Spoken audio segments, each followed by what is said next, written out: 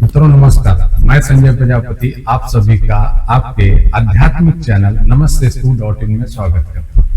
मित्रों, आज की ये जो प्रस्तुति है वो सनातन धर्म में निहित पाणी ग्रहण संस्कार पर चर्चा है। और उस पाणी ग्रहण के संस्कार की चर्चा के लिए आज हमारे जो अतिथि हैं बहुत खास हैं। काशी में इनकी एक प्रतिष्ठा, विद्वान जिन्होंने इनको गिना चुना जाता है और ये लगातार सोशल मीडिया और राष्ट्रीय मीडिया में लगातार बने रहते हैं। तो आइए मित्रों, आज के जो मेहमान हैं हमारे आचार्य वेद प्रकाश मिश्र जी। गुरु जी, पहले तो मैं अपने इस चैनल पे आपका बहुत बहुत स्वागत करता हूँ। बहुत बहुत धन्यवाद। और संजय जी, आज का जो टॉपिक है सनातन धर्म में निहित पाणी ग्रहण संस्कार पर चर्चा, उसके लिए सबसे पहले मैं यही चाहूंगा कि आप छोटा सा एक परिचय हमारे दर्शकों को दे दें ताकि आपके बारे में भी थोड़ी जानकारी हमारे दर्शकों को मिले। हालांकि हमारे पॉडकास्ट में संजय में आपने अपना वक्तव्य दिया है, लेकिन फिर भी हमारे इस आध्यात्मिक चैनल के लिए आप अपना छोटा सा संक्षिप्त परिचय हमारे दर्शकों को दें। मैं यही वाराणसी से ईश्वरगंगी एक स्थान है, वहीं का निवासी हूँ। मेरी कई पीढ़ियां ईश्वरगंगी में ही निवास करती हैं और मैं 12 वर्ष की अवस्था से ज्योतिष, कर्मकांड, वास्तुशास्त्र, यज्ञ इत्यादि का संपादन संचालन कर रहा हूँ। गुरुओं से जो सीखा है, जो प्राप्त हुआ है, उस वाणी को सत्यता के साथ, सत्य प्रमाणों के साथ मुझे समाज के सामने ले आना ब्राह्मण होने के नाते मेरा परम कर्तव्य और परम धर्म बनता है। गुरु जी, जैसा कि हमारे दर्शकों के लिए आज की जो प्रस्तुति है, देखा गया है कि कहीं ना कहीं शादी विवाह जो होता है, हालांकि शादी विवाह एक समारोह का भी रूप ले चुका है, लेकिन कहीं ना कहीं उसमें कुछ विकृतियां भी आ गई हैं। उस विकृतियों को के लिए जो भी ज्यादा देखा जाए तो जो कर्मकांड और जो आचार्य श्री जो रहते हैं वो ही शादी को कराते हैं। और देखा गया है कि अगर जो विधि पूर्वक संस्कार को अगर निर्वहन न किया जाए तो उसका कहीं न कहीं पश्चाताप या दंड उन नवयुवक नवयुवतियों को भुगतना पड़ता है।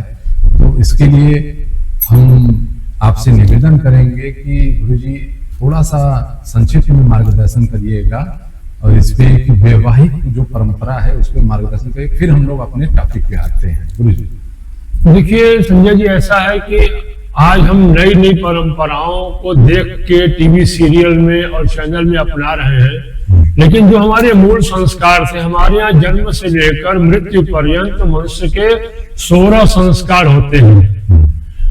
बहुत संस्कार तो लुप्त हो गए, गर्भाधान, पुंसवन, सीमंतन, सब संस्कार लुप्त हो गए। कर्णवेद लुप्त हो गया, कान छेदना ये सब लुप्त हो गया, जनेऊ लुप्त हो गया, यज्ञोपवीत संस्कार सब लुप्त हो गए, लेकिन कुछ संस्कार अभी बचे हैं।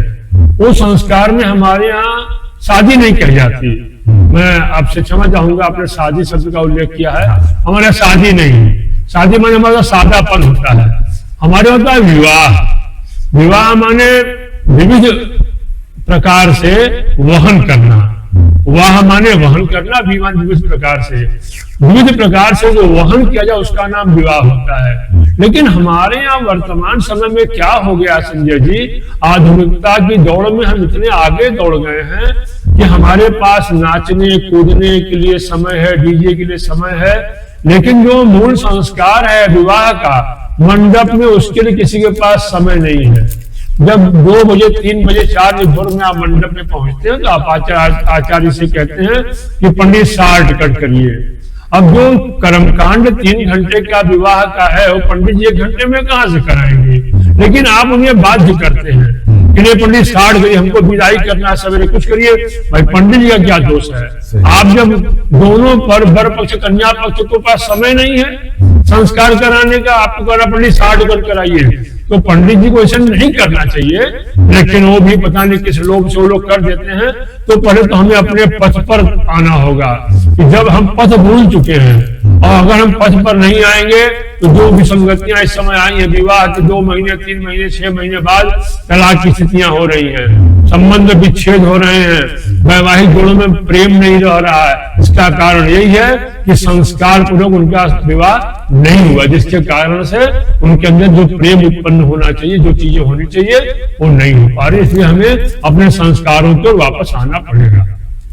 ठीक है गुरु जी, जैसा कि इसमें एक चीज और भी लगातार हम लोग सोशल मीडिया पे देखते रहते हैं कि शादी जो रात में होता है वो मुगलों के काल से कुछ ऐसा, मतलब वधुओं को उठा ले जाया करते थे। तो क्या ऐसा जो चीज हम लोग सुनते हैं वो वाकई में है, या ये शास्त्र में लिखा है कि रात्रि में शादी किया जाए या दिन में शादी किया, उसके बारे में थोड़ा सा बताइए। नहीं संजय जी, हमारे यहाँ तो रात्रि का विवाह का महत्व ही नहीं। हमारे यहाँ तो पंचांग में अगर आप चिंतन करेंगे, देखेंगे तो विवाह लग्न और गोधूली लग्न में ही विवाह बढ़िया माना जाता है।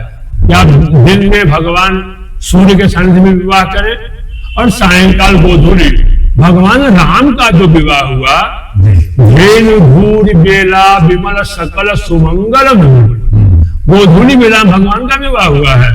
और देखिए, सर्वप्रथम जो विवाह बारात लेके प्रारंभ हुआ विवाह का, तो भगवान राम से ही हुआ है। इसके ऊपर किसी की बारात नहीं जाती थी। भगवान राम के विवाह से ही बारात जाने की परंपरा का आरंभ हो गई। भगवान शिव के विवाह में तो मनुष्य थे नहीं, भूत प्रेत पिशाच सभी थे, लेकिन भगवान राम के विवाह में मनुष्य गए थे। तो यह कहना अतिशयोक्ति नहीं होगी कि भगवान राम के विवाह से ही बारात जाने की परंपरा और गोधूली विवाह करने की परंपरा हुई है। हाँ, मुगलों के काल में उनके डर से कि हमारी बधुओं को, लड़कियों को उठाने ले जाए, हम लोग थोड़ा सा, हमारे बुजुर्गों ने पता नहीं किस कारण से, लोग हमने भी सुना है कि हम लोग रात्रि का विवाह करने लगे। लेकिन वो सर्वोत्तम विवाह होता है कि हम दिवा लग्न में विवाह करें या गोधूली में विवाह करें। गोधूली में तो 12 महीने आप शादी कर सकते हैं, ऐसा बताया गया हमारे यहाँ। क्योंकि जब गौएं दिन भर चल करके आती हैं तो उनके खुर से जो धूल उड़ती है, उससे जो आसमान सुशोभित होता है, उस समय जो भूमंडल की आभा होती है, उस समय तो मंगलमय मुहूर्त होता है। क्या बात है गुरु जी, जैसा कि हमारे इस चैनल के माध्यम से अब हमारे आप एक ऐसे गेस्ट हो चुके हैं कि हम अपने संस्कारों में जो विकृतियां आ रही हैं उसका हम खंडन करेंगे, और जो भी है खंडन के साथ साथ हम उसके उपाय भी बताएंगे अपने दर्शकों के लिए। मैं दर्शकों से एक निवेदन करना चाहूंगा कि कृपया आप हमारे इस चैनल को अपना प्यार दुलार दें, ज्यादा से ज्यादा सब्सक्राइब करें। अगर हमारी प्रस्तुति आपको अच्छा लगता है तो उसमें कमेंट करें। अगर कोई भी चीजें आपके अंदर अगर लगती है कि नहीं ये आचार्य श्री ने बताया, अगर उसमें हमको कुछ नहीं समझ में आया तो आप कमेंट सेक्शन में जाकर कर सकते हैं। और आपको अगर प्रस्तुति अच्छा लगे तो इसको लाइक शेयर जरूर करिएगा और अपने सगे संबंधियों को ये वीडियो जरूर आप भेजिएगा। तो आइए मित्रों, हम लोग चलते हैं अपने पहले जो हमारी शादी कैसे होती है और इसमें क्या क्या चीजें होती है। पहले स्लाइड पे आते हैं, उसमें ये है शास्त्रों में कितने प्रकार के विवाह बताए गए हैं। जी हमारे यहाँ संजय जी 8 प्रकार के विवाह बताए गए। तो 4 प्रकार के जो विवाह हैं वो तो बहुत अच्छे नहीं माने गए और 4 प्रकार के विवाह उत्तम माने गए। ब्राह्मो दैवस्तथैवार्ष प्राजापत्यस्तथासुरः गान्धर्वो राक्षसश्चैव पैशश्चाष्टमो धमः। 8 प्रकार के विवाह में जो 4 विवाह हैं प्रशस्त माने गए और 4 अप्रशस्त माने गए।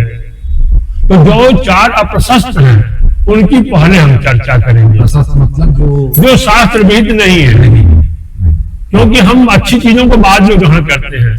पहले गंदगी निकालते हैं, उसके बाद कब मक्खन हम ग्रहण करते हैं। तो पहले जो पैशाच विवाह हमारे यहाँ बताया गया, सुरामत्ताम प्रमत्ताम वा रहो यत्रोपगच्छति सपापिष्टो विवाहानाम पैशाचाष्टाष्टमो धमः। जो कन्या सोई हो अचेतन अवस्था में उसका बलात्कार करके भोग करके विवाह करना, यह पैशाच विवाह होता है। इसको हमारे यहाँ बहुत बराबर संज्ञा दी गई कि जनजातियों में, जंगलों में ऐसा विवाह लोग करते थे। आज भी अगर ऐसा कोई कृत्य करता है उसे पिशाच विवाह ही कहा जाना चाहिए। हत्वा छित्वा च भित्वा च क्रोशंति रुहिताम गृहात् प्रसह्य कन्याम हरतो राक्षसो विधिरुच्यते।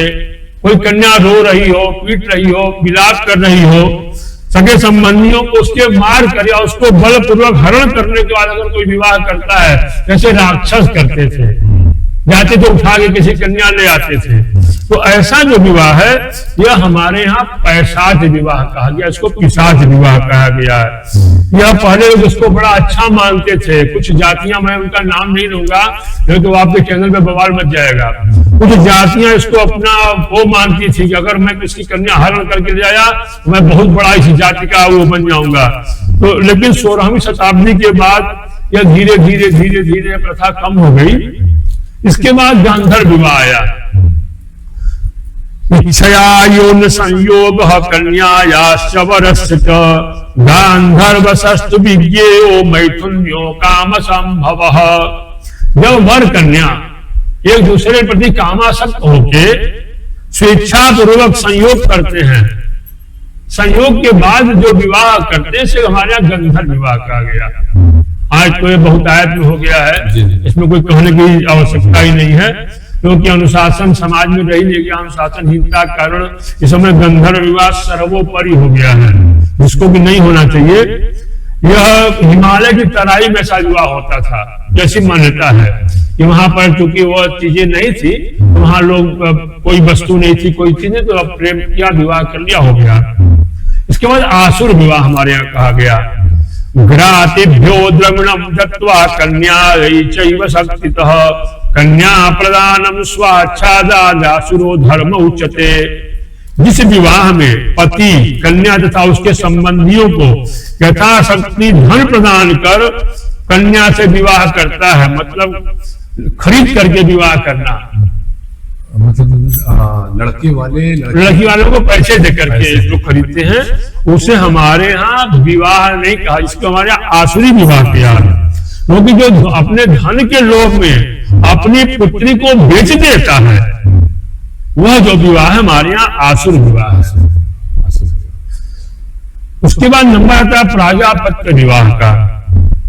सहौभौ चरताम धर्ममितिवाजानुभास्य च कन्या प्रदान अभ्यर्च प्राजापत्यो विधिस्मृतः।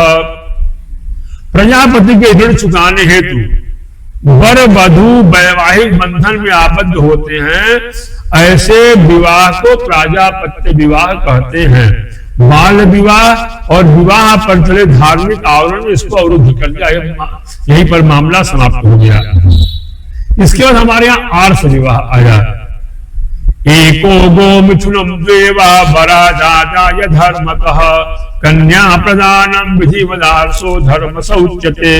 ऋषि परंपरा के अनुसार पुरोहितों और यज्ञ प्रिय ब्राह्मणों में प्रचलित था विवाह कि वर द्वारा कन्या के पिता को यज्ञादि धर्म के करने के लिए एक दो गौ दान करके उसको कन्या दे देना, इसको हमारे यहाँ कहते थे आर्ष विवाह। कि कन्या एक गौ दे दिया, उसके बाद कन्या दे दिया आपने, इसकी कन्या का पालन करो, गौ का पालन करो। फिर हमारे यहाँ दैव विवाह आया। कर्मण युद्धालंकृत सेवैवतः। कन्या को वस्तु माना, वस्तु मानकर पिता द्वारा अपने पुरोहितों को कन्या का दान कर देना, यह दैव विवाह था। लेकिन इसमें एक कुप्रथा उत्पन्न हो रही थी। इससे एक व्यक्ति को कई पत्नियां प्राप्त हो जाती थी, तो यह बहुविवाह की परंपरा को यह बढ़ा रहा था। इसीलिए पुरोहित के महात्म विखंडित होते होते यह विवाह भी समाप्त हो गया। इन सब में जो सर्वोत्तम विवाह कहा गया वो कहा गया ब्राह्म विवाह। आच्छाद चार्चयित्वा तो सतशीलवते स्वयं आहूय दानम कन्याया ब्राह्मो धर्म प्रकीर्तितः। ब्रह्म विवाह में कन्या के पिता द्वारा शीलवान वर को खोज कर अच्छे संस्कार वाले वर को खोजकर, अच्छे खानदान के वर को खोजकर, बिना उससे किसी प्रकार का शुल्क लिए उस कन्या, अपनी कन्या को उस वर के हाथ में दे देना, हमारे यहाँ इसे ब्राह्म विवाह कहा गया। क्योंकि संस्कार में जब आप चलेंगे आप, वहां कहा गया ब्राह्म विवाह विधिना कन्यादानम करिष्ये। उससे क्या होगा, उसमें एक शब्द आगे और जोड़ाते हैं, दश पूर्वान दशापरान पुरुषांश्च पवित्रीकरतुम आत्मनश्च श्री लक्ष्मी नारायण प्रीतये ब्राह्म विवाह विधिना कन्यादानम करिष्ये। क्योंकि इसमें 21 पीढ़ियां लाभ लेती है। 10 पीढ़ी हमारे पूर्व की, 10 पूर्वान, 10 परान, 10 जो पीढ़ियां हमारी आएंगी, और एक जो पीढ़ी अभी जिसका मैं दान कर रहा हूं, 21 पीढ़ियां उससे लाभ पाती है। ये हमारे यहाँ सर्वोत्तम विवाह ब्राह्म विवाह बताया गया। कन्यादान, इसमें कन्या का पिता अब वर के हाथ में अपनी लड़की के हाथ को जल के साथ सौंपता है, और उसी को पानी ग्रहण संस्कार, पानी माने यीशु कहा जाता है, ये हमारा पानी ग्रहण संस्कार है, ये पानी ग्रहण संस्कार होता है। यानी कि सर्वोत्तम अगर 8 विवाह में से देखा जाए गुरु जी, तो वो सर्वोत्तम ब्राह्म विवाह जी। तो जैसा कि हम लोगों ने इस स्लाइड में ये डिस्कस किया कि पहला जो होता है पैशाचिक विवाह, दूसरा होता है राक्षसी विवाह, तीसरा गंधर्व विवाह, तीसरा गंधर्व होता है, चौथा विवाह आसुर विवाह, प्राजापत्य विवाह, आर्ष विवाह, दैव विवाह, ब्राह्मण विवाह, जिसमें सर्वोत्तम आपका ब्राह्मण विवाह, ब्राह्मण विवाह ये होता है। तो आइए गुरु जी, अब हम लोग चलते हैं अपने दूसरे स्लाइड पे, जिसमें सर्वोत्तम विवाह कौन सा माना जाता है। यानी कि ये तो निर्धारित हो गया जी। इस हम लोगों ने जो चर्चा की उसमें चर्चा की। अब ये बताइएगा कि अगर ये जो 8 विवाह में से गुरु जी, ये 8 विवाह में से अगर इसको सर्वोत्तम माना गया है, तो इसमें क्या ऐसा चीज है कि जिससे ये सर्वोत्तम माना गया है, और क्या क्या चीजें हो सकती है इसमें जो अलग है, इन 7 विवाहों से अलग है। हमारे यहाँ कहा गया महाजन इनगत सुपंथा। हमारे यहाँ जब आप रामायण का अवलोकन करेंगे संजय जी, उसमें है पाणी ग्रहण जब कीन महेशा तब सकल सुरेशा। जब भगवान शिव ने पार्वती का विवाह पाणी ग्रहण किया तो देवता प्रसन्न हो गए। तो जिसके ऊपर देवता प्रसन्न होंगे उसका तो कल्याण होगा। भगवान राम का भी जब विवाह हुआ तो भगवान राम ने भी पाणी ग्रहण संस्कार के अंतर्गत ही, भगवान भले एक बार धनुष टूटने पर विवाह हो चुका था जनक जी की प्रतिज्ञा के अनुसार, लेकिन टूटा नहीं धनु भयो विवाह हो गया, लेकिन फिर भी वशिष्ठ जी ने कहा कि नहीं, यथा लोक रीति, जहां तुम्हारी लोक रीति कुल रीति हो उसके अनुसार विवाह करो। तो भगवान का विवाह हुआ। इसमें यह प्रधानता होती है कि पहले दोनों पक्ष एक दूसरे को जानते हैं। कन्या का ननिहाल कहाँ है, वर का ननिहाल कहाँ है, कैसे खानदान के लोग हैं, इनके खानदान में कोई रोग तो नहीं है, कोई चीजें तो, क्योंकि विवाह हमारे यहाँ सब क्यों किया जाता है, ये वंश वृद्धि के लिए है। हमारे यहाँ विवाह का मुख्य उद्देश्य है वंश वृद्धि। तो किस कुल की कन्या हमारे घर में आ रही है, और या मैं अपनी कन्या किस कुल में दे रहा हूँ, जब तक उसके खानदान के बारे में मुझे जानकारी न हो तब तक यह कार्य। पहले भी अगुआ बोल हमारे यहाँ समाज में होते थे जो विवाह बताते थे, लेकिन समाज में ऐसी कोई भ्रांतियां आई कि मरीज ब्यूरो बन गया लेकिन अगुआ गायब हो गए। इसका कारण है कि हम सही कन्या वर का चयन नहीं कर पा रहे हैं। हम केवल चयनों के चक्कर में पड़ के पता नहीं कहाँ का अपनी कन्या को दे रहे हैं, 50 साल 2 साल बाद संबंध विच्छेद की स्थितियां आ रही हैं। लेकिन जो अगुआ विवाह तय कराते थे वो सालों साल चलते थे, पीढ़ियों चलते थे। लेकिन अगुआ की कुछ अभी जातियों में है, उनके पंडित जी लोग अपने जाति की लड़कियों का पूरा रखे रहते हैं बायोडाटा और विवाह कराते हैं, तो उनके यहाँ विवाह भी सफल हो रहा है। लेकिन ज्यादातर समाज में तो आजकल ये सब चीजों पर कोई ध्यान नहीं दे रहा है। लड़की पसंद है, लड़की बस सुंदर हो, लड़की ऐसी हो, बस लड़की का गुण हो कि नहीं हो, हम सूरत देखते हैं, सीरत नहीं देखते हैं। यही कारण है कि हम इसको विवाह को सर्वोत्तम मानते इसलिए हैं कि इसमें हरिद्रा लेपन है, मातृका पूजन है, बारात जाती है, बारात पाणी ग्रहण संस्कार होता है, विदाई होती है, उसके बाद गंगा माता की पूजा करते हैं। इन सब चीजों के कारण इतने धार्मिक कृत्यों में इसमें बन जाते हैं और अब तो नहीं समय रह गया संजय जी। पहले तो हम महीनों पहले रिश्तेदार हमारे आ जाते थे, 15 दिन पहले बुआ बहनें सब घर में आती थी, सब चीजें होती थी, मंगल गान होते थे। अब तो सब लुप्त हो गया। अब तो हम एक दिन में होटल का विवाह कर रहे हैं, लान का विवाह कर रहे हैं, उस पर चर्चा करना कोई लाजिमी नहीं है, लेकिन इस पर पुनः चर्चा करनी चाहिए। गुरु जी, जैसा कि विवाह में कितनी परिक्रमा होनी चाहिए, क्योंकि आज बहुत सारी भ्रांतियां हो चुकी हैं। विवाह में लोग कहते हैं कि इतनी परिक्रमा होनी चाहिए, अलग अलग तरीके की अलग अलग व्यवस्थाएं चल रही है। तो हम अपने इस स्लाइड के माध्यम से आपसे जानना चाहेंगे कि क्या होनी चाहिए इसमें। मनुष्य के जीवन में 4 पुरुषार्थ है, अर्थ, धर्म, काम, मोक्ष। तो जब हमारे यहाँ 4 ही पुरुषार्थ है तो परिक्रमाएं 7 कहां से हो जाएंगी। हमारे किसी भी वैदिक रीति में 7 फेरों की कहीं बात नहीं हुई है, 4 फेरे हैं। एक पिक्चर आई थी, थोड़ा सा मैं समय 1 मिनट संजय जी लूंगा, क्योंकि आजकल आदमी को बिना उदाहरण के कोई मानने वाला नहीं है। तो एक पिक्चर हमारे बाल्यावस्था में आई थी, नदिया के पार। उस पिक्चर में एक गाना था, जब तक पूरे ना हो फेरे 7 तब तक बबूनी नहीं बबुआ की। लगता है कि उस गाने को लोगों ने वो मान लिया, सबूत मान लिया। आज की जो आधुनिक मैं विवाह कराने जाता हूं, मैं तो बड़े अभी दिल्ली में राज्यपाल महोदय के यहाँ पे गया था विवाह कराने के लिए। तो राज्यपाल महोदय पंजाबी, उन्होंने पूछा पंडित कितनी परंपरा में 4 कै फेरे? मैंने कहा सर 4 थे। पंडित 4 ही कराइएगा, 5वां नहीं कराना है। तो जो लोग मानते हैं तो उसमें क्या होता है कि अर्थ, क्योंकि जब कन्या का पिता अपनी बेटी का कन्यादान करता है तो अपने दामाद से वो वचन लेता है कि यस्तया धर्मः चरितव्यः सो अनया सह धर्मे च अर्थे च कामे च त्वयं नाधिचरितव्याः नाधिचरामि। पहला कहता है वो धर्म में, अर्थ में और काम में। धर्म का मतलब पति जो धन कमा करके ले आवे वो पत्नी को दे और पत्नी उससे गृहस्थी चलावे, तो धर्मे च। धार्मिक कार्यों में कोई पूजा पाठ धर्म अनुष्ठान कुछ करना है तो महिलाएं उसमें विशेष सहयोग करती हैं। तो इसमें पति का भी वो होता है कि वह भी जाकर उसका सहयोग करे, क्योंकि जो भी धार्मिक से कोई महिला अपने घर में करती है अपने परिवार के, अपने बच्चों के वृद्धि के लिए ही करती है। इसलिए उसमें पति पत्नी दोनों का परस्पर सहयोग होना चाहिए। कामे च, जब पति पत्नी दोनों का सहयोग होगा तभी मैथुन होगा, तभी संतान उत्पत्ति होगी। तो यह जो 3 परिक्रमाएं हैं, धर्मे च, धर्म की परिक्रमा में पत्नी आगे, अर्थे, अर्थ संग्रह में पत्नी आगे, कामे, मैथुन परंपरा में पत्नी आगे। लेकिन जब 4थी परिक्रमा आती है मोक्ष वाली, तो वहां पर कन्या कहती है कि हे पतिदेव, जब तक आप जी रहे हैं मुझे मोक्ष की आवश्यकता नहीं है, इसलिए आप आगे चलो, आपके साथ साथ मुझे भी मोक्ष प्राप्त हो जाएगा।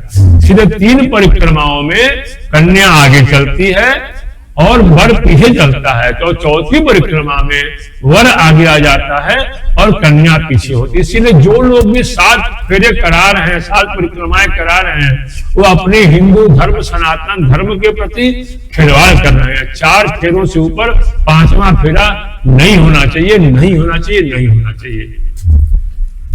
आइए गुरु जी, अब हम लोग अपनी चौथी स्लाइड पे चलते हैं। विवाह में बार कन्या का ग्रंथि बंधन कब होता है? आजकल संजय जी फैशन चल गया है, चैनलों में देख करके, टीवी सीरियल में देख करके कि गुरु जी मैं एक चीज रुकना चाहूंगा, यहाँ पे एक मिस्टेक हुआ है कि विवाह में वर कन्या का ग्रंथि बंधन कब? हाँ, यहाँ बार कन्या हो गया। हाँ, बार कन्या हो गया, ठीक है, मैं माफी चाहूंगा दर्शकों। ये है वर कन्या का ग्रंथि बंधन।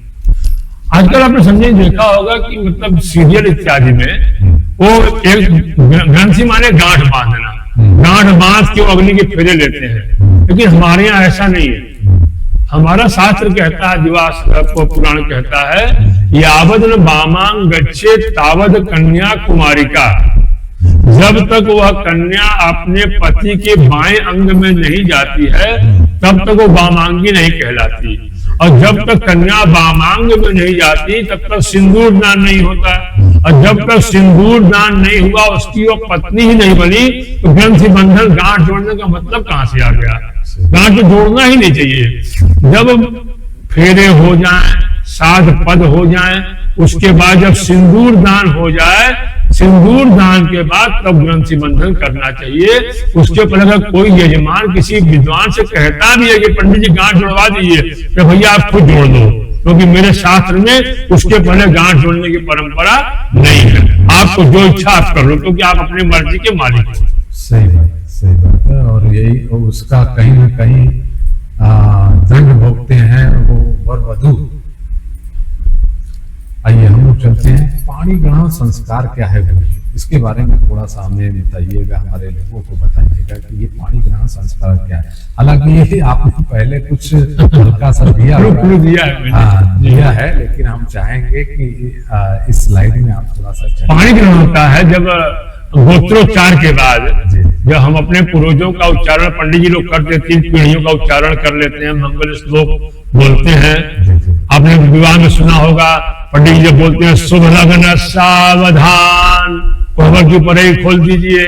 परई क्यों खोल दीजिए? उसमें पितृ हमारे निमंत्रित हैं, पितरों को अब सुनना है कि हमारे खानदान में विवाह हो रहा है। तो पंडित जी बोलते हैं गौरी नंदन गौरवर्ण वदन श्रृंगार लंबोदर सिंधूराचित दिग्गजेन्द्र बदनो पादौ रणन्नूपुरौ गंडौ कर्ण विलंब कंठ विलसत कंठे च मुक्तावली श्री विघ्नेश्वर विघ्न भंजन करो ध्येया सदा मंगलम। तो जब ये 3 बार उधर के पंडित जी और 3 बार इधर के पंडित जी जब साखोच्चार गोत्रोच्चार कर लेते हैं, उसके बाद लड़के के दाहिने हाथ में लड़की का दाहिना हाथ रखा जाता है और उसके ऊपर आटे की लोई, चांदी का सिक्का या सोने का सिक्का, सुपारी, चावल सब चीजें रख करके और कन्या का भाई जल गिराता है। और उसके बाद फिर 4 बार पीढ़ियों के नाम दोनों पंडित जी लोग लेते हैं, दोनों पीढ़ियों के नाम 4 पंडित जी लोग लेते हैं। और कन्या का पिता अपनी कन्या की कलाई पकड़े रहता है। उसके बाद पंडित जी कन्या का विवाह का संकल्प कराते हैं। कन्या के पिता से इमाम कन्याम सुष्णाताम यथाशक्ति अलंकृताम गंधाढ्यर्जिताम वस्त्रयुगच्छन्नाम प्रजापति दैवत्याम अनेन वरेण अस्याम, ऐसा करके माने कि गोत्राय, अगर ब्राह्मण है तो शर्मणे, वर अगर क्षत्रिय है तो वर्मणे, और अगर वैश्य है तो गुप्ताय, और अगर ऐसा औकुन दासोहम वराय पत्नी त्वेन तुभ्यम अहम संप्रददे। अपनी लड़की का हाथ दाहिना अपने दामाद के हाथ में से पलट देता है और दामाद उस कन्या का हाथ ग्रहण करता है। इसको हमारे यहाँ पाणी ग्रहण संस्कार बोला जाता है। गुरु जी, विवाह में धान के लावा का प्रयोग क्यों होता है? बहुत सुंदर क्वेश्चन, अभी अखबार से भी क्वेश्चन मेरे पास से आया था। देखिए, धान 1 किलो जहां संजय जी बोया जाता है तो 30 किलो धान पैदा होता है, नियम उसका है। 30 किलो चावल पैदा होता है। और धान को भूनने के पहले धुआया जाता है, लेकिन उसकी खोल से छोड़ती नहीं, तो उसे भूना भी जाता है लेकिन उसकी खोल से नहीं छोड़ती। चावल को कूटा जाता है, खोल नहीं छोड़ती। तो धान का लावा हमारे ऋषियों ने इसने लिया कि यह भरत कन्या का जो जीवन है इसमें कभी सुख आएगा, कभी दुख आएगा, कभी आग में तपना होगा, कभी रेत पे चलना होगा, क्योंकि इतना सुगम जीवन पहले नहीं था, बहुत दुर्गम जीवन था। इसलिए धान के लावा को लोगों ने लिया कि ऐसी चीजें हो, जीवन बर बधु देखें। देखो, जीवन में कितना संघर्ष करो लेकिन एक दूसरे का साथ मत छोड़ो। आपने धान के लावे में देखा होगा कि उसका जो छिलका होता है उसे उसको पकड़ा रहता है, छोड़ता नहीं है। फिर हमारे सभी मांगलिक कार्यों में धान के लावे को वास्तु शांति में हमारे यहाँ देख लीजिए, लक्ष्मी गणेश की पूजा में हमारे यहाँ देख लीजिए, और जो सर्वोत्तम संस्कार है पाणी ग्रहण विवाह का, उसमें धान की लावा का प्रयोग इसीलिए हम करते हैं कि देखो तुम्हारे जीवन में कितनी विसंगतियां आ जाए, सब कुछ हो जाए, लेकिन आज तुम्हारा विवाह हुआ, तुम्हें दूसरे को छोड़ना नहीं, एक दूसरे का साथ इसी प्रकार पकड़े रहना, इसीलिए यह धान की लावा का प्रयोग हमारे यहाँ विवाह में किया जाता है। गुरु जी, जैसे विवाह में पत्नी को वामांगी की श्रेणी कब प्राप्त होती है? हमारे यहाँ अभी मैंने कुछ श्लोक आपसे पहले बोला था, यावद न वामांग गच्छेत तावद कन्या कुमारी का, जब तक आप कन्या अपने पति के बाएं अंग में नहीं जाती है तब तक वो वामांगी नहीं कहलाती। तो बाएं अंग में कब जाती है? आपने रिंग सेरेमनी कर लिया, सगाई कर लिया, तिलक कर लिया, विवाह जयमाल हो गया, और उसके बाद कन्यादान भी हो गया, फेरे भी हो गए, आपने 4 फेरे लावाई पर छा गया कि कन्या अभी दाहिने बैठी है। कन्या कहती मैं ऐसे नहीं जाऊंगी, मुझे परखना है आपको। वो परखती है, कुछ प्रश्न करती है कि मैं ऐसे प्रश्न आपके जीवन में तुम्हें आ रहे हैं, मेरी कोई प्रश्न है, उनको आप बताइए, क्या इसको आप निर्वहन कर पाएंगे, इसको आप कर पाएंगे तब मैं आऊं, नहीं मैं क्यों आऊं, अपने पिता घर में रहूं। तो ऐसी कुछ चीजें हैं जो कन्या वर से कहती है, और वर भी कुछ बातें अपनी कन्या से कहता है, जिसको हमारे यहाँ कई सप्तपदी क्या क्या नाम दिया गया है। तो जब तक वो सप्तपदी का कार्य नहीं होता और एक दूसरे की हुंकारी नहीं भरते लोग, दूसरे के हाँ चलो हमारी बातें तुमको मंजूर है, हमारी बातें तुमको मंजूर है, तब कन्या जो है वर के इन बातों को पूर्ण होने के बाद एग्रीमेंट, वार्षिक एग्रीमेंट जिसको हम बोलते हैं, वार्षिक एग्रीमेंट होने के बाद तब कन्या बाएं अंग में आती है, तब सिंदूर दान की प्रक्रिया हमारे यहाँ होती है। गुरु जी, जैसा कि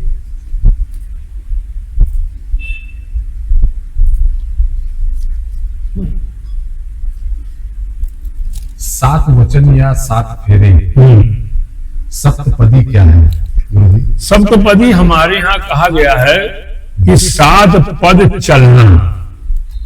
जी, 7 पद जब लावा परसा जाता है, कन्या का भाई लावा परसता है, तो उसके बाद आपने देखा होगा कि लावे का 7 पुंज बनाया जाता है, 7 पहाड़ बनाए जाते हैं। जी, जी। और वर कन्या से कहता है कि तुम अपने पैर से इन 7 जो शिखर हैं, जीवन में 7 रंग हैं, सारे ग म प ध नि, ये 7 रंग हैं। हमारे यहाँ आसमान में सप्तर्षि हैं, 7 ऋषि हैं, हमारे इंद्रधनुष में 7 रंग हैं। तो उसी प्रकार हमारे यहाँ यह है जो है कि 7 पद जो है 7 शिखर हैं जीवन के। तो भगवान विष्णु के आशीर्वाद से तुम इसमें आगे, क्योंकि तुमको ही आगे आगे चलना है। तुभ्यम अग्रे पर्यवहन सूर्यम महतुनासः, तुम आगे आगे चलो, मैं तुम्हारे पीछे पीछे चलूंगा। तो उसमें वर पहन कन्या से कहता है, पहला पैर उसको धान की लावे में पैर रखवा करके, एक मिखे विष्णु स्वानय, तो भगवान विष्णु तुम्हें उचित अन्न की दिशा में ले चलेंगे, क्योंकि अगर अन्न नहीं रहेगा तो जीवन नहीं रहेगा। बिना अन्न के गृह शास्त्र नहीं हो सकता, इसीलिए भगवान विष्णु तुम्हारी सहायता करें। तो यह प्रथम सप्तपदी है।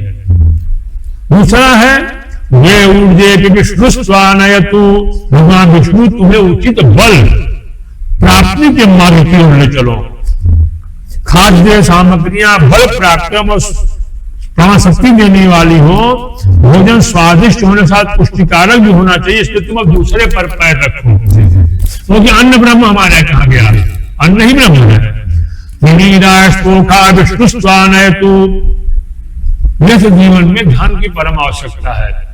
टका धर्म टका कर्म टका ही परमम तप यस्य गेहे टका नास्ति हा टका टक टकायते। अगर धन नहीं रहेगा तो आप उनके पास कुछ नहीं है। तो तीसरा जो उस पर पैर रखने का महत्व है, धन के अभाव में न यज्ञ होगा, न प्रजा पालन होगा, न हम बच्चे पैदा करेंगे। धनात् धर्म तथा सुखम, जहाँ धन होगा वही सुख होगा। धन से धर्म का अनुष्ठान होता है और उससे सुख की प्राप्ति। अतः तुम्हें भगवान विष्णु उचित धन प्राप्ति की ओर ले चले। चत्वारिमयो भवाय विष्णु स्वानयतु, चौथे में वर कहता है शुद्ध गृहस्थ का प्राण है, यदि गृहस्थ में सुख नहीं है तो जीवन किसी काम का नहीं है। धन धान्य होने पर भी यदि घर में सुख नहीं है तो ऐसा धन व्यर्थ है। धन सबको रोटी दे सकता है, भूख दे सकता है, लेकिन धन के साथ साथ सौभाग्य और चीजें प्राप्त हो, इसके तुम चौथे उसके ऊपर बढ़ाओ। पंच पशुभ्यो विष्णु स्वान है, तू भगवान विष्णु तुम्हें पंच पशुओं की प्राप्ति करा। पंच पशु क्या है कि जीवन में हम वीर्यवान कैसे बने, ओजवान कैसे बने। हम गौ पाले, गौ के दूध का पालन करें, गौ का सेवन करें, गौ की सेवा करें, तो हमारे जीवन में ऊर्जा आएगी। तो पंच पशु वो विष्णु स्वान है, तो पशुओं क्या कहा गया, गोधन गज धन बाज धन और रतन धन खान। तो गोधन, गज धन, बाज धन, अश्वधन, जो धन है ये सब धन जो भगवान विष्णु को प्राप्ति करावे। षड्ऋतुभ्यो विष्णु स्वान है, तू षड ऋतु माने 6 ऋतुएं महीने साल भर में होती है। 12 महीने होते हैं, 6 ऋतु में हर ऋतु 2-2 महीने की होती है। तो 6 ऋतुओं में हमारी सभी क्रियाएं जो समय समय पर होनी चाहिए, शरीर का पालन, शरीर का पोषण, जो चीजें हैं वो समय समय पर होती रहे। तुम ऋतुकाल का पालन करो, ऋतुकाल गामी बनो, इसीलिए भगवान विष्णु ऋतु के अनुकूल तुम्हें उस मार्ग पर चलावे। 7वें में कहता है, सखे सप्तपदा भव सा मामनुब्रवता भव विष्णु स्वानयतु। गृहस्थ आश्रम में पति पत्नी एक दूसरे के मित्र भी होते हैं। जिन घरों में पति पत्नी मित्रता होती है वह घर स्वर्ग बन जाते हैं। अतः हमारी आज्ञाकारी तुम बनो, जिस प्रकार हम एक दूसरे पर विश्वास करके एक दूसरे को माने, भगवान विष्णु तुम्हें मित्रता पूर्वक उसी स्थान पर ले चले। यही हमारे यहाँ सप्तपदी है। सात वचन अलग है, सप्तपदी है। पद माने होता है पैर, सप्त माने 7 कदम चलना। इसका नाम ही हमारे यहाँ विवाह में सप्तपदी कहा गया है। अब गुरु जी, जैसे कि हमारे यहाँ जैसे विवाह में वर वधू का जो हृदयालंबन क्यों होता है? देखिए, इसमें कहा गया है कि हाथ मिल गया, परस्पर भी हमने कर लिया, लेकिन हमें किसी का दिल देखो, डॉक्टर भी आपने देखा कि जिसको लगाता है, लगा कर दिल चेक करता है। आज पति आ रहा है जीवन में और विष्णु स्वरूप बन के आ रहा है, वो भी चेक करता है कहां तक करंट पहुंचा है। तो क्योंकि आज के हम शिकायत नहीं करना, क्योंकि पंडित जी लोग थोड़ा इस पर ध्यान भी नहीं देते। ये क्रियाएं मैं कई विवाह में देखता लोग कराते हैं, जिन लोगों को पता ही नहीं है कि कैसे कराना चाहिए। इसका नियम है कि वर अपना दाहिना हाथ कन्या के दाहिने हाथ की ओर ले जाए, कंधे की ओर ले जाए, उसके हृदय में हाथ लगावे और कहे, मभ्रते हृदय दधामि मम चित्तम अनुचित्तं ते अस्तु मम वाच एकमनाजुखस्व प्रजा प्रतिष्ठा नियनक्तु मह्यम। हे वधू, मैं तेरे अंतःकरण और आत्मा को अपने कर्म के अनुकूल धारण करता हूँ। मेरे चित्त के अनुकूल सदा तेरा चित्त रहे। मेरी वाणी को तू एकाग्र चित्त से सेवन किया कर। प्रजा का पालन करने वाला परमात्मा ने तुझको मेरे लिए नियुक्त किया है। यह हृदयालंबन है। यह कार्य जरूर होना चाहिए। कार्य जिस विवाह में होगा वह विवाह हमेशा सफल होगा। गुरु जी, जैसा कि इसमें ये भी देखा गया है कि विवाह में वर कन्या का प्रथम परस्पर कैसे किया जाता है। यह भी परंपरा लुप्त हो गई संजय जी, क्योंकि आजकल विवाह में तुम्हें पान रहता ही नहीं। हमारे यहाँ प्रथम परस्पर पान का, ये तांबुल का ही परस्पर है। ये होता क्या है? होता है कि जैसे जब कन्या का पिता वर पूजन करता है और विष्णु भगवान मान कन्या का पूजन करता है, उसके बाद हमारे ऋषियों ने बनाया गया कि एक दूसरे को वर कन्या एक दूसरे को देखें। अच्छा, कैसे देखें? तो एक दूसरे के हाथ में पान दे। हमारे यहाँ बड़े लोग लज्जा शर्म से बाल विवाह होते थे, हमारे बुजुर्ग बैठे रहते थे, तो कैसे देखेंगे? तो वधू का भी घूंघट ऐसे नीचे की ओर रहता था, वर भी मोर लगाया रहता था, उसमें आगे लटका रहता, सब चीजें देख तो पाते नहीं थे। तो एक संकेतक बनाया गया कि उसके हाथ में तुम पान रखो, उसके हाथ में तुम पान रखो, और पंडित जी मंत्र पढ़े तुम एक दूसरे को देखो, पर्दे के आड़ से ही देखो, लेकिन देखो। उसका मंत्र होता था समंजन्तु विश्वे देवा समापौ हृदयानिनौ सम्मात विश्वा संधाता समदृष्टि दधातुनौ। हे इस यज्ञशाला में उपस्थित महानुभावों, आपको साक्षी मानकर हम कहते हैं कि हम दोनों ने अपनी प्रसन्नता से इस गृहस्थाश्रम में एक साथ रहने के लिए एक दूसरे को स्वीकार किया है। हम दोनों के हृदय जल के समान शांत और मिले हुए रहेंगे। जैसे प्राण वायु प्रिय होता है, वैसे हम दोनों सदा प्रसन्न रहेंगे। जैसे परमात्मा सारे जगत को धारण करता है, वैसे ही हम दोनों एक दूसरे को धारण करेंगे। जैसे उपदेशों श्रोताओं से प्रेम करता है, वैसे हम दोनों से आत्मा दृढ़ प्रेम करेंगे। इसका हमारे यहाँ आगे पहला परस्पर पान के द्वारा, और वो वर कन्या भी पान खाती थी, वर भी पान। आज तो नए नए जो लड़के आ रहे हैं विवाह करने, हम लोग पान देते हैं, जरा सा काट को फेंक देते हैं। इसीलिए विवाह में जीवन प्रेम खत्म हो गया, क्योंकि आपने जो आपकी पत्नी ने जो आपको पहला प्रेम दिया, आपने उसको ठुकरा दिया, तो प्रेम कहाँ से रहेगा। विवाह में यह कार्य जरूर होना चाहिए परस्पर वाला। यानी कि ये चीजें कहीं ना कहीं लुप्त हो रही, परंपराएं लुप्त हो रही हैं, तो ये आना जरूरी है। विवाह का मुख्य उद्देश्य क्या है गुरु, ये बताइएगा। विवाह का मुख्य उद्देश्य हमारे प्रकाश, जब हम पैदा होते हैं तो हमारे ऊपर ऋण चढ़ जाते हैं। देव ऋण, ऋषि ऋण, पितृ ऋण। तो देव ऋण तो हम यज्ञ करते हैं, यात्रा करते हैं, तीर्थ में जाते हैं, तो देव ऋण हमारे पूर्ण हो जाते हैं। ऋषि ऋण भी हमारे पूर्ण हो जाते हैं, हम तर्पण इत्यादि करते हैं पितृपक्ष में, तो ऋषि भी। लेकिन जो पितृ ऋण होता है वह पूर्ण कैसे होगा? उसके लिए संतान उत्पत्ति आवश्यक है।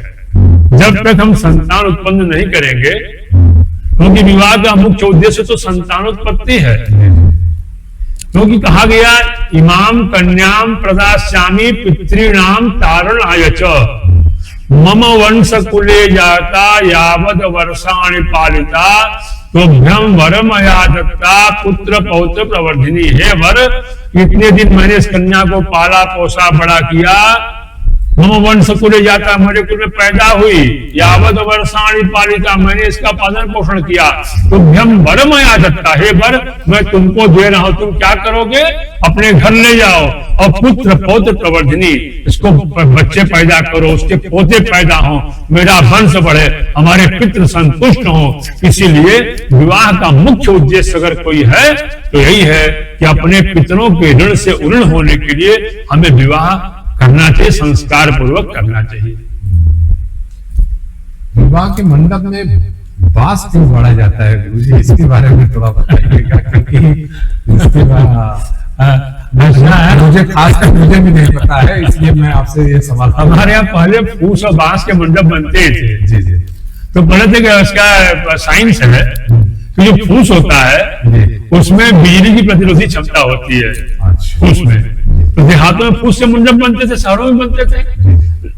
तो कभी अगर बिजली गिरी अगर,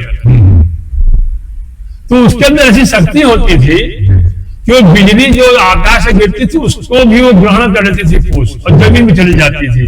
तो वर कन्या, कन्या के पिता माता सभी सुरक्षित रह जाते थे फूस से।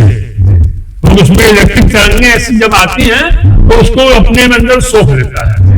और बांस इसलिए, बांस हमारे यहाँ वंश वृद्धि का द्योतक है। बांस एक पेड़ काटे दूसरा जम जाएगा, कभी बांस सूखता नहीं है। एक बसवाड़ी में आप जाइए, अगर 10 आप बांस काट के ले जाइए, महीने बाद 2500 नए बांस वहां पैदा हो जाते हैं।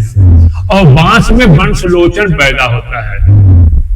वो वंशलोचन हमारे यहाँ औषधि के कार्य में आता है, इसलिए हमारे यहाँ बांस जलाए नहीं जाते। हमारे यहाँ बांस जलाने नहीं पड़ा, क्योंकि वंश वृद्धि का कारक है। हमारा बांस जितना ऊंचा बांस होगा, लेकिन एक संकेत है, हम बांस तो ले आते हैं, मंडप गाड़ते हैं, लेकिन बांस का जो संकेत है वो हम नहीं ग्रहण करते। वो संकेत है कि बांस जितना लंबा होता है उतना झुकता चला जाता है। उतना वो नीचे चला जाएगा। लेकिन हम बांस तो गाड़ते हैं, विवाह करते हैं, लेकिन अभिमान में चले जाते हैं। अभिमान रहित जीवन हो। बांस ये सिखाता है तुम कितने भी ऊंचे हो जाओ लेकिन झुके रहो। झुके रहोगे जीवन में तो हमेशा आगे बढ़ते रहोगे। बांस की पूजा क्यों हो रही है? कि बांस झुका हुआ है, हर मंडप में गाड़ा जाता है। मोमबत्तियों प्रयोग हो रहा नहीं करना चाहिए, लेकिन बांस से बांस विनम्र है। देखिए नदियां हमारे यहाँ जल अपना देती लोगों को पीने के लिए, फल अपना देते हैं खाओ। वृक्ष अपना कौन सा फल खाता है? वृक्ष अपना फल नहीं खाता, नदियां अपना जल नहीं पीती, सबको देती है। परोपकारा शतामी भूत गया। तो बांस हमारे यहाँ इसीलिए कहा गया कि बांस की तरह तो रहो लेकिन विनम्र बन के रहो। कितना ऊंचे हो जाओ तो तुम्हारे जीवन में विनम्रता। भर कन्या को सिखाता है कि तुम आज गृहस्थ जीवन में जा रहे हो तो जैसे मैं देखो ऊपर हूँ लेकिन मैं झुका हुआ हूँ, तो तुम इसी प्रकार विनम्र बन के जीवन में रहोगे, संसार में रहोगे तो हमेशा सुखी रहोगे। क्या बात है, क्या बात है। दोस्तों जैसा कि आज आचार्य श्री ने पाणी ग्रहण संस्कार पे हमें बहुत अच्छी जानकारी दी है। आपको ये जानकारी कैसा लगा हमें कमेंट सेक्शन में जरूर आप भेजिएगा। और साथ ही साथ अगर आचार्य श्री से आपको और भी जानकारी चाहिए या आचार्य श्री से आप कुछ जानकारियां लेना चाहते हैं तो आप जानकारी ले सकते हैं हमारे कमेंट सेक्शन, और उसमें चले जाइएगा और उसमें आप देख लीजिएगा कि डिस्क्रिप्शन में आप जाइएगा और आचार्य श्री का आपको सारा डिटेल आपको मिल जाएगा। तो मित्रों इसी चंद शब्दों के साथ आज की ये जो प्रस्तुति आपको कैसा लगा आप हमें कमेंट सेक्शन में करिएगा। वीडियो अच्छा लगा हो तो लाइक शेयर जरूर करिएगा, चैनल को सब्सक्राइब कर लीजिएगा। इसी चंद शब्दों के साथ आप लोगों से आज की इस प्रस्तुति में हम आचार्य श्री के साथ विदा लेते हैं। नमस्कार।